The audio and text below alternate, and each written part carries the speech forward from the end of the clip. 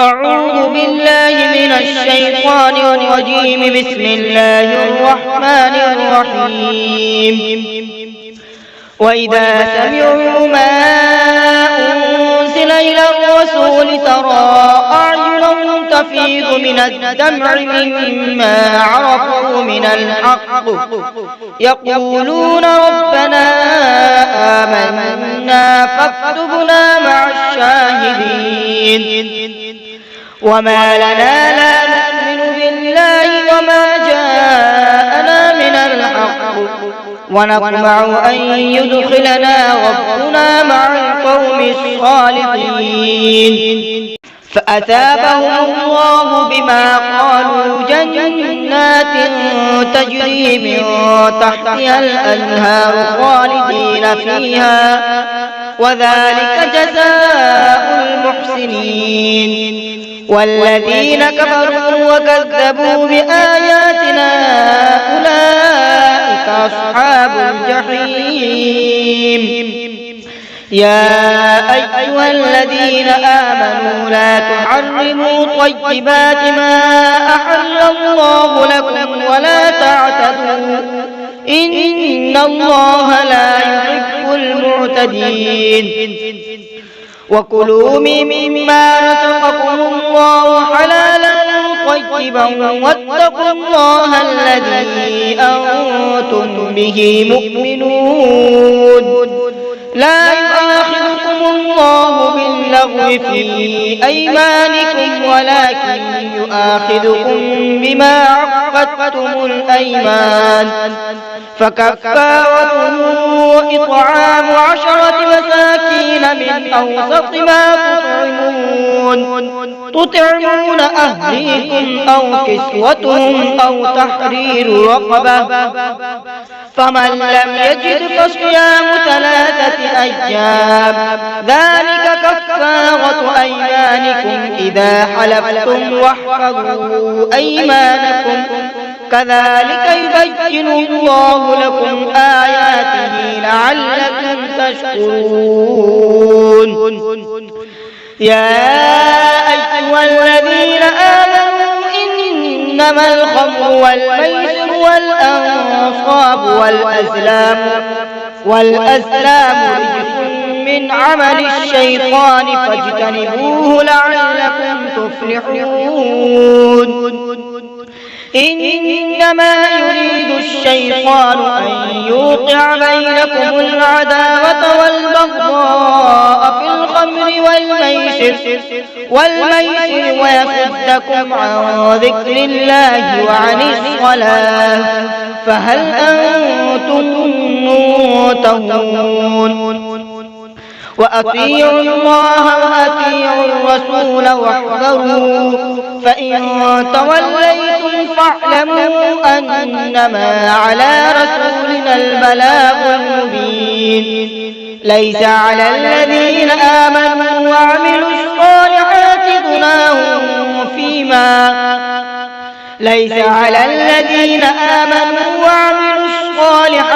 جناح فيما طعموا إذا ما اتقوا وآمنوا وعملوا الصالحات ثم اتقوا وأحسنوا والله يحب المحسنين. يا أيها الذين آمنوا ليبلونكم الله بشيء من الصيد تناله أيديكم ورماحكم ليعلم الله من يخافه بالغيب فمن اعتدى بعد ذلك فله عذاب أليم. يا أيها الذين آمنوا لا تقتلوا الصيد وأنتم حرم ومن قتله منكم متعمدا فجزاء مثل ما قتل من النعم يحكم به ذوى عدل منكم هديا بالغ الكعبة أو كفارة طعام مساكين مساكين أو عدل ذلك صياما ليذوق وبال أمره عفى الله عما سلف ومن عاد فينتقم الله منه والله عزيز ذو انتقام. أحل لكم صيد البحر وطعامه متاعا لكم وللسيارة وحرم عليكم صيد البر ما دمتم حرما واتقوا الله الذي إليه تحشرون. جعل الله الكعبة البيت الحرام قياما للناس والشهر الحرام والهدي والقلائد ذلك لتعلموا أن الله يعلم ما في السماوات وما في الأرض وأن الله بكل شيء عليم. يعلموا أن الله شديد العقاب وأن الله غفور رحيم. ما على الرسول إلا البلاغ والله يعلم ما تبدون وما تكتمون. قل لا يستوي الخبيث والطيب ولو أعجبك كثرة الخبيث فاتقوا الله يا أولي الألباب لعلكم تفلحون.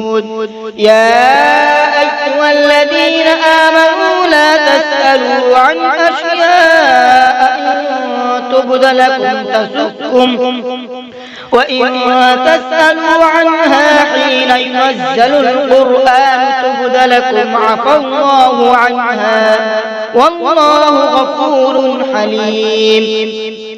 قد سألها قوم من قبلكم ثم أصبحوا بها كافرين.